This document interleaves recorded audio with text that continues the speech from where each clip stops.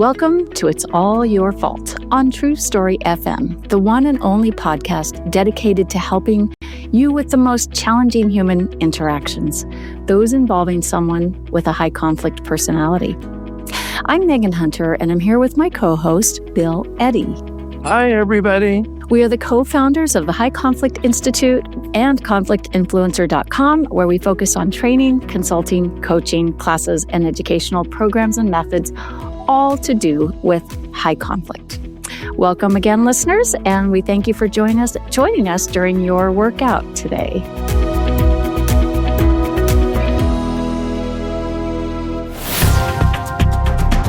Well, today we're going to be talking about something that sounds simple, but it actually is deeply neurological: validation.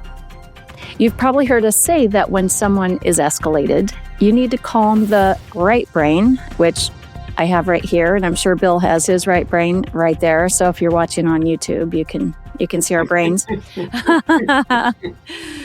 So we need to you've heard us say we need to calm the right brain first by using an ear statement, something that shows empathy, attention, or respect.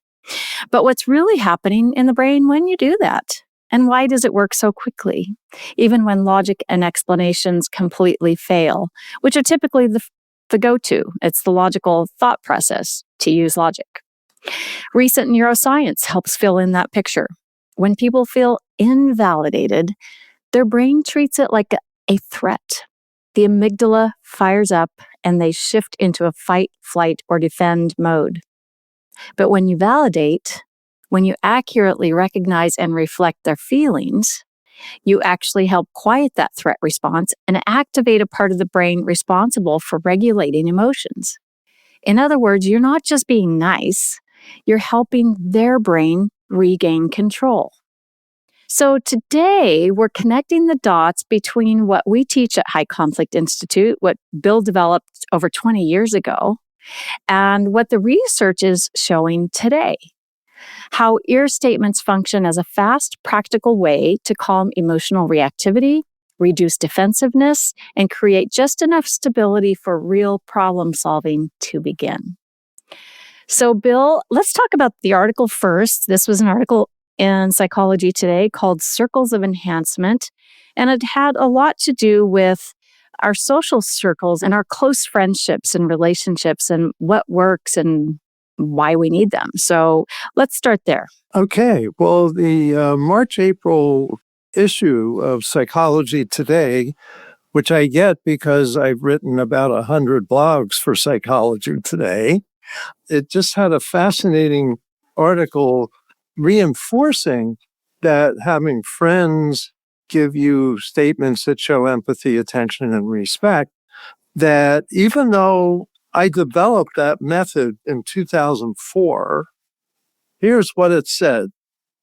Neuroimaging studies that show acknowledging our feelings limits activation of the amygdala, which, let me just mention, right underneath the corpus callosum here, right in there, about the size of a pecan nut.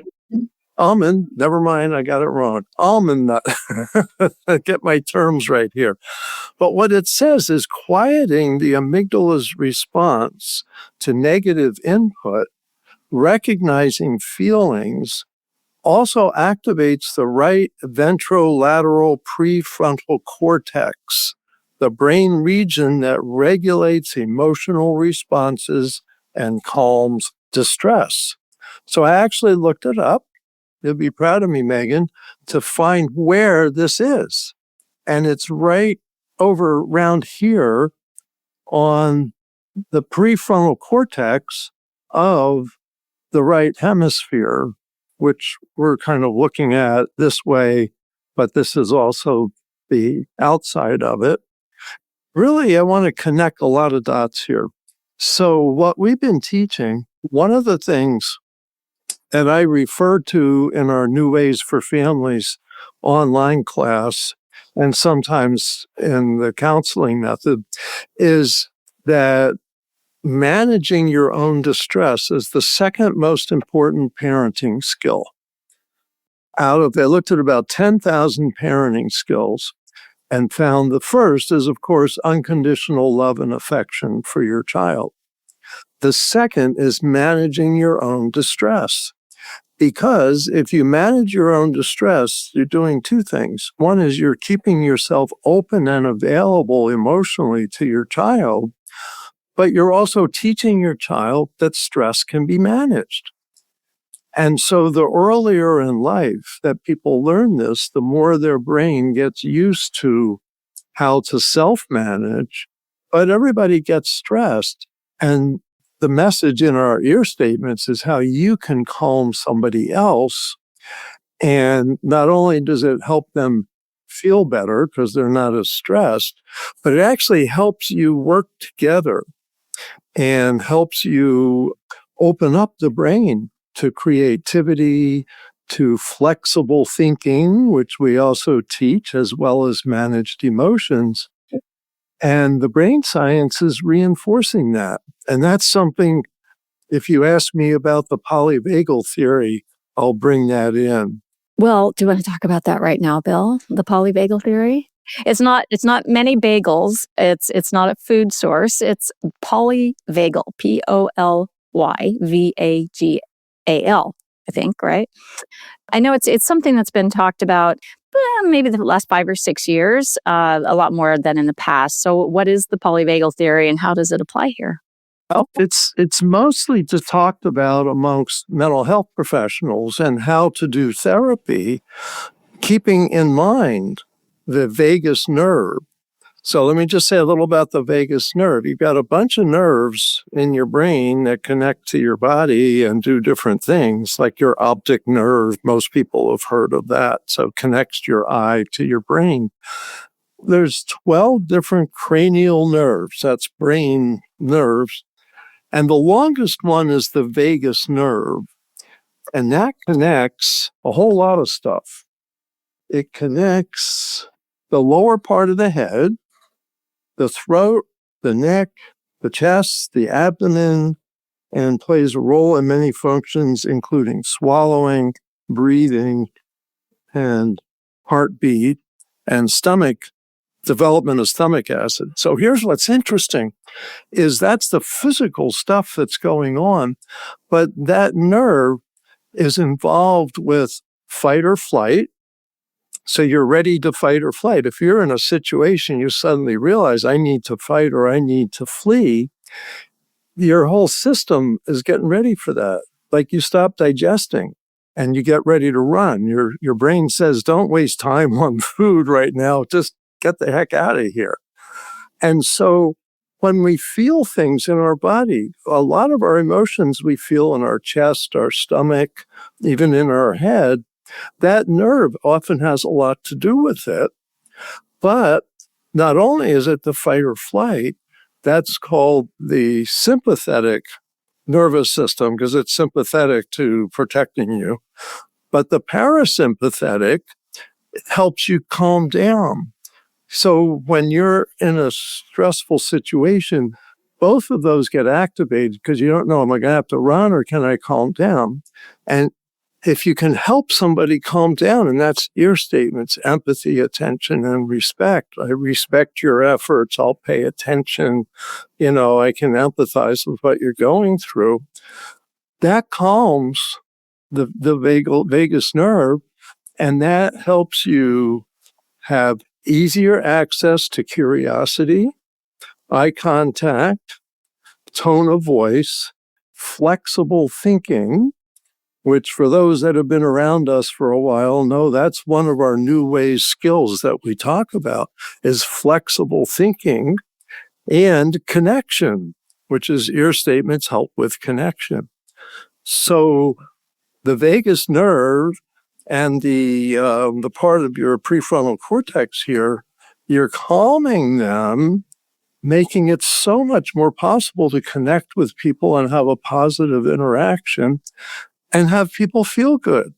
So who knew in 2004, when I developed ear statements, kind of accidentally in the middle of a mediation that wasn't going well, that we really were on target with the brain even the idea that this goes on a lot with the right brain, because we've said that, but people go, well, how do you know where it is, or the right, left, this, that? And does that really matter? Well, it doesn't matter a lot, but it's validating to know that there's a part of the brain that can help calm you and that you can help calm somebody else. Which, we've been talking about this a long time, right? It's like really the core of everything we teach at HCI. However, it's not naturally what most people want to do or feel like doing, because we're not used to doing that. And we think that using logic on someone, or, just telling them to stop doing that, is what's going to work. But if you really think about it, does it really work? It most typically will escalate things, because what you just said, if we're not talking to the right brain, then we're going to get a reaction. So why is it then, Bill, that with most people, I would say, we can regulate ourselves. We can calm ourselves down, even when our amygdala is hijacked. We all get mad, we all get scared sometimes, but we can regulate that. Why is it harder for others, and why do they need then outside intervention? Yeah, so the others that I think you're talking about are what we call high conflict people, which may be about 10% of adult population. And it's basically that they, for some reason, perhaps genetic tendencies at birth or abusive experiences growing up, or even being indulged and never practicing managing their own emotions. And so some people grow up with less skill at that, and they're part of society. We want them, and we want them to be happy too, and to be contributing to society. And so we kind of have to do more of that to connect with them. And especially in the professions, like being a therapist, you're going to have to do more work at connecting with your upset client. As a lawyer, you're going to need to do more. As a mediator, as a nurse, as a human resource professional, all of that. Not just because 1% of people don't have as much skill at that, but also everybody gets upset sometimes. And when they're upset and their situation's upsetting, they're not able to think as clearly as well. So that's why professionals, friends, family can really help by being calm. Being calm is much more effective than saying, calm down, which just doesn't seem to work. And by the way, did I mention tone of voice? I think I did with the polyvagal stuff, that they're saying that basically the vagus nerve is affected by tone of voice. So your ears, your eyes are absorbing information that tells you fight or flight, or you're safe, you can be calm. I might want to mention, they said there's a third thing that can happen here, and that is your whole system shuts down. And that's when someone is overwhelmed, so completely overwhelmed. And it's like your breathing may become really shallow and your stomach is uncomfortable. All that stuff's connected to these nerves, connected to the brain, and connected to other people's emotions. It's incredible how connected we are. For sure. I thought you were going to say we breathe fire. And some people, yes, there's big anger that can come with this. It's really fascinating how it all works together. And, the ears, I think, and the eyes in polyvagal theory are so much sharper than moments before this event happened, or before this upset. And it really also makes sense that, I know in myself, when I am upset, like to a big upset, I might have that feeling in my stomach first, and it'll kind of come up through my chest, go up through my neck, and you feel your face beginning to flush. And it all really makes sense when we think about it this way. So So if we get back to, how do we intervene and why does this work, right? So validation, or as we call it, using an ear statement, which makes it very simple, right? Because validation is not a hard word to understand or even to remember. But an ear statement gives you the exact words you need to say. You need to give something that shows empathy, attention, or respect.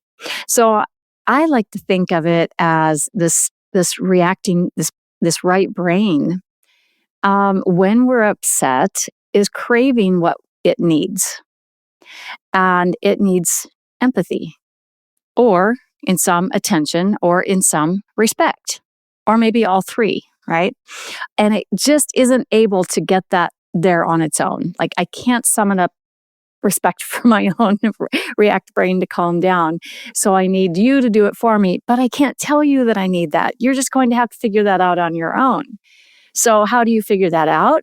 It's when something comes out like blame, like big anger, all or nothing words, solutions, anger, F-bombs, all kinds of things. Those are the kind of the clues and the little tells that, oh, hey, I can just use an ear statement here to help this person get calmer. And it's really, it just works. One of the things that's important in what you're saying is for us to give an ear statement, we have to be able to manage our own emotions.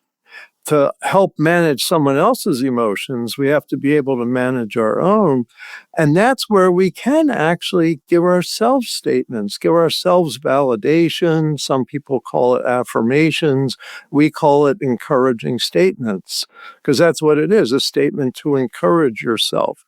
And if you can tell yourself, I can get through this, or it's just a momentary thing, or what they're saying isn't really about me, like they're exaggerating, or maybe even they're projecting something about themselves onto me.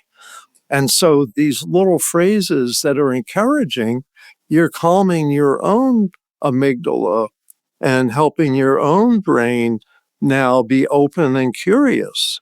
And curiosity is one of the words that conflict resolvers talk about a lot, is be curious, don't be judgmental, be curious and see what's going on for the other person. How can we solve this? But apparently the brain really needs to be calm before it can do that kind of work. So calming yourself is also very important and possible.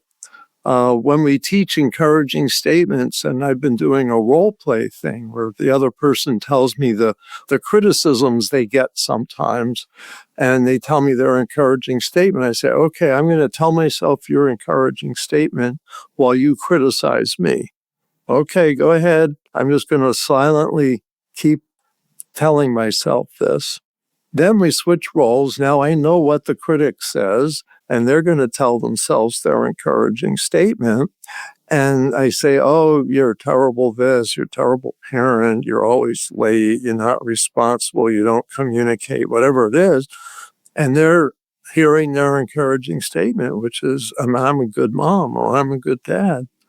And they say, and this, we did not expect this, but they say that they hear their own voice in their head louder than the criticism.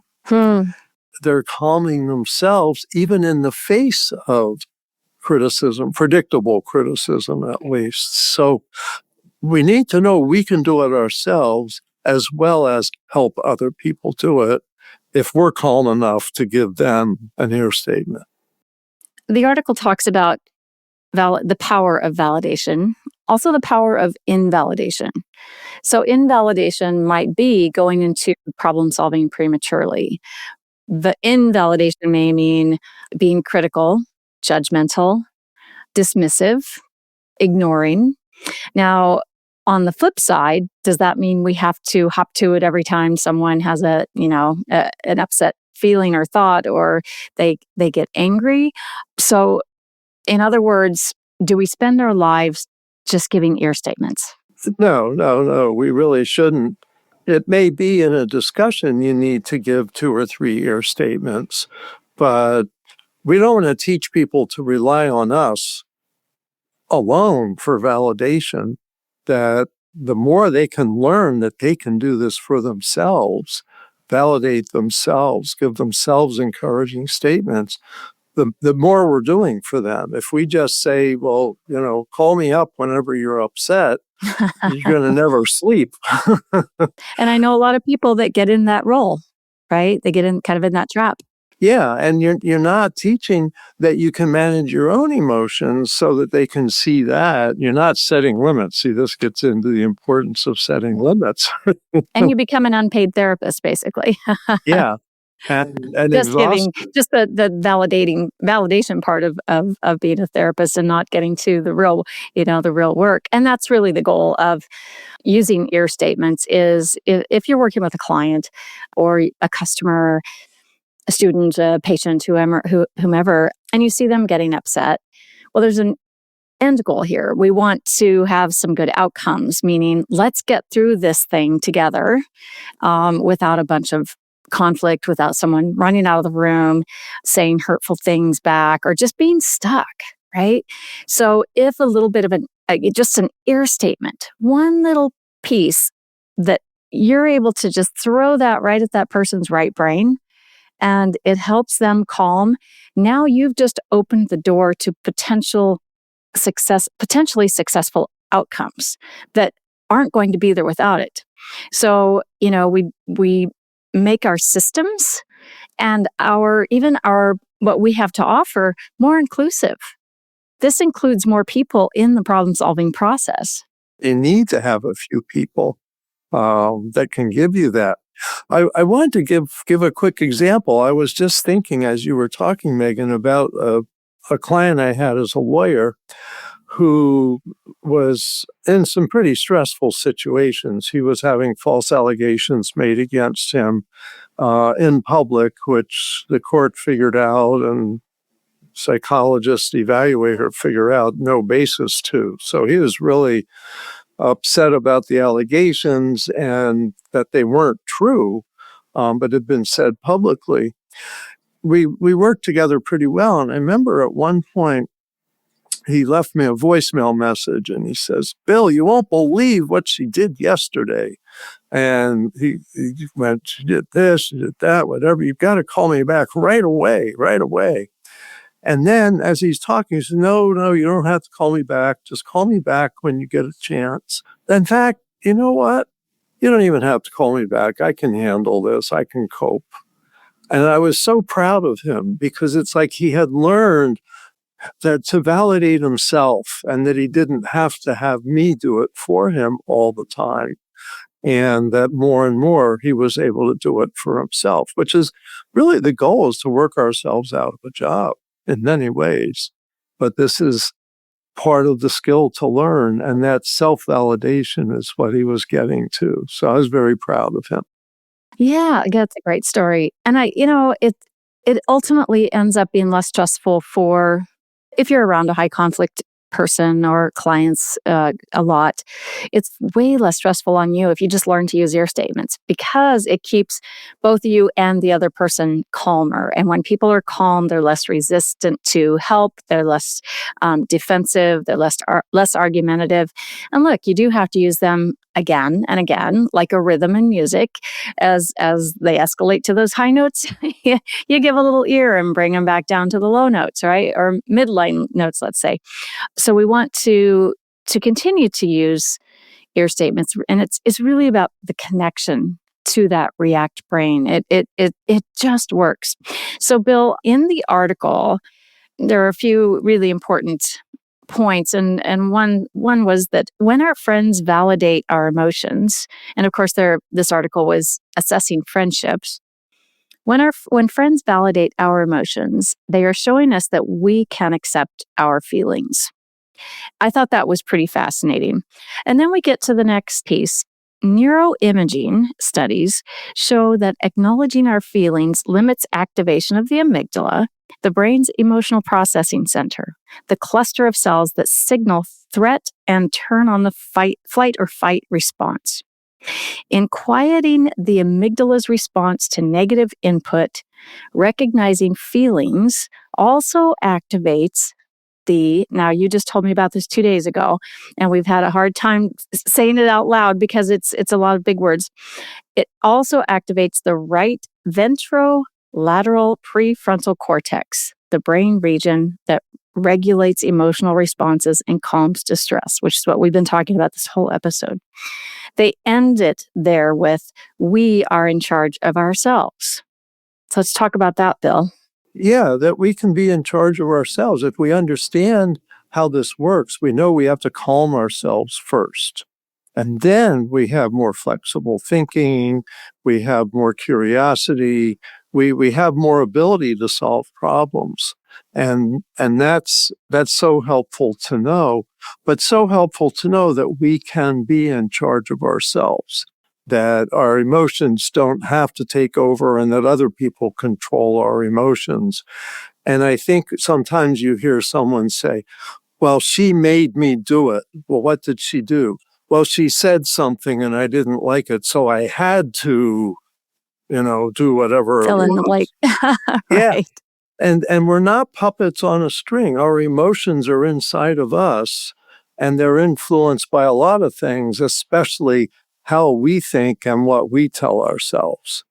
There's times when you start feeling yourself getting upset, and you can say, I don't have to get angry now. I don't have to defend myself here. I'm doing fine. They just don't understand what's going on, or maybe they're having a bad day, something like that. So I think these kind of encouraging statements for ourselves are really good. And some of the ones that I like, my favorite, of course, is it's not about me. Usually if someone's like screaming at me, it's not even about me. It's something going on for them. A lot of times high conflict people especially, project what's going on for them onto other people as if they can't see it in themselves, but see it in another person, except it doesn't fit that other person. And so being able to not absorb that and go, that's not about me. But also for professionals, lawyers, therapists, mediators, human resources, judges, all of that, is to be able to tell yourself, I'm not responsible for their outcome. I'm only responsible for my part, for assisting them in my professional way. And with high conflict people, we often feel the burden of solving their problems, and we can't. We can't do it for them. We can help with them, but we can't do it for them. And that adds a lot of stress. There's a lot of professionals that lose sleep over high conflict cases because they're trying to make something happen that they can't make happen, but they can still be helpful and assisting. And customer, I mean, anyone in business in any way, you upset customer, this is some skills you can use, but also know and tell yourself you're not responsible for it going really well, but they have a responsibility too. So why would an ear statement not work? Are there times when ear statements don't work on someone to help them regulate? If so, why is that?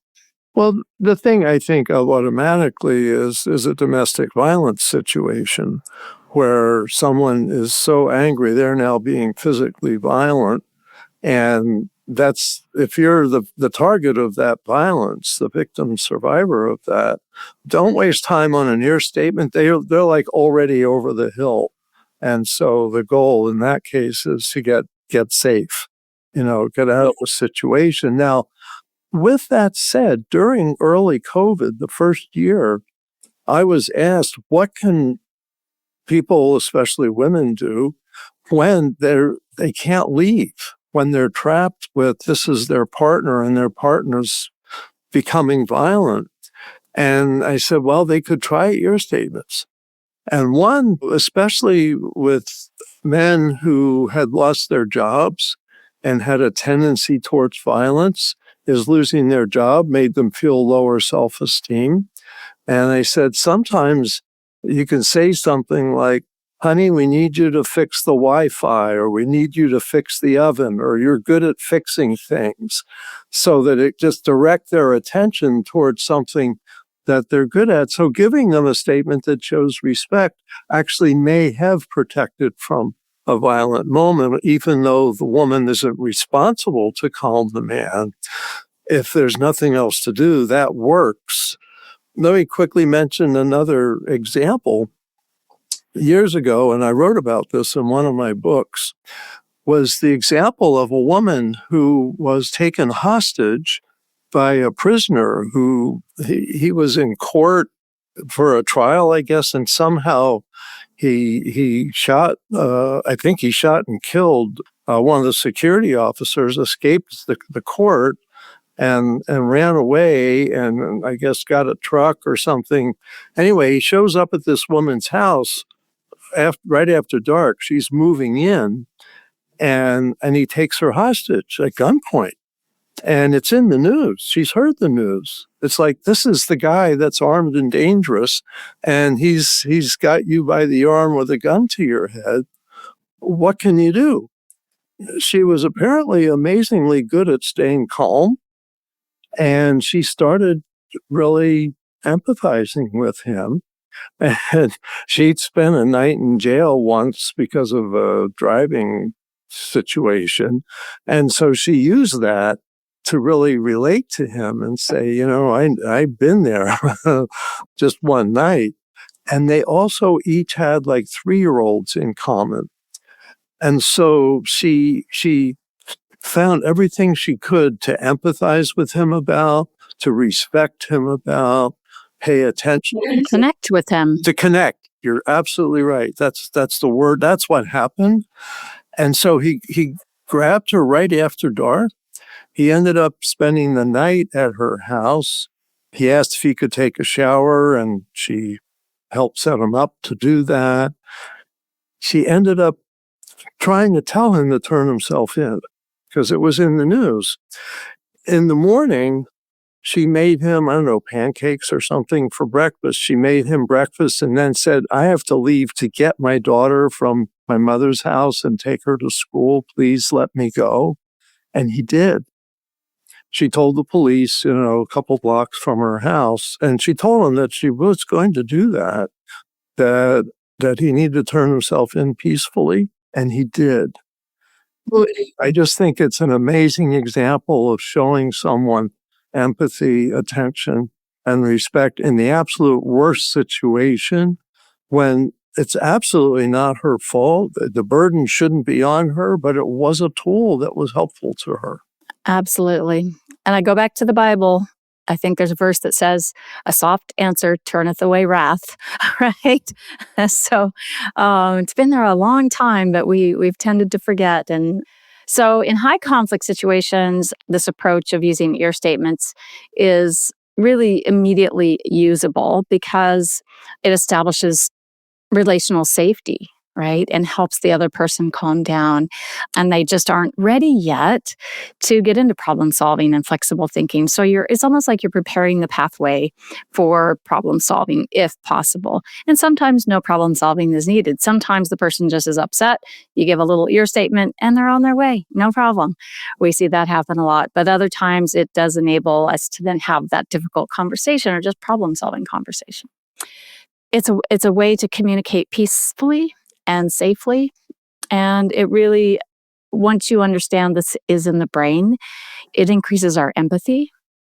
And when we have that increase, it makes it easier and more natural to use ear statements. So the right brain, this one's, looking at me, is calm. So the person may have their left brain offline and their right brain is very activated. And you're making some calming statements, sounds like, this is a very frustrating situation. I can understand this is difficult, all that kind of connecting with their feeling, but not opening up feelings. Then you calm them. Then pretty soon you want to get your problem solving going. Use your left brain, which likes to focus on choices and details and use of language and all of that. So not just calming people, but then being with them to help solve problems. Right. Yep. Helping them down that path.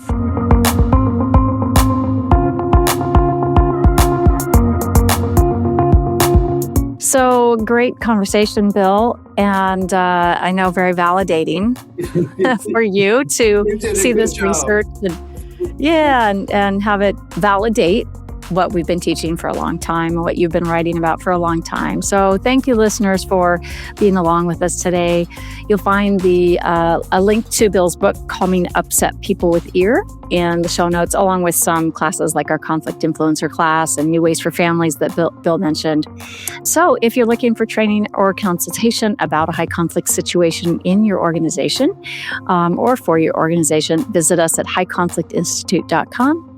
If you have a high conflict situation in your personal life, visit conflictinfluencer.com. Keep learning and practicing skills. Be kind to yourself and to others while we all try to keep the conflict small and find the missing piece. It's All Your Fault is a production of TruStory FM. Engineering by Andy Nelson. Music by Wolf Samuels, John Coggins, and Ziv Moran. Find the show notes, and transcripts at trustory.fm or highconflictinstitute.com/podcast. If your podcast app allows ratings and reviews, please consider doing that for our show.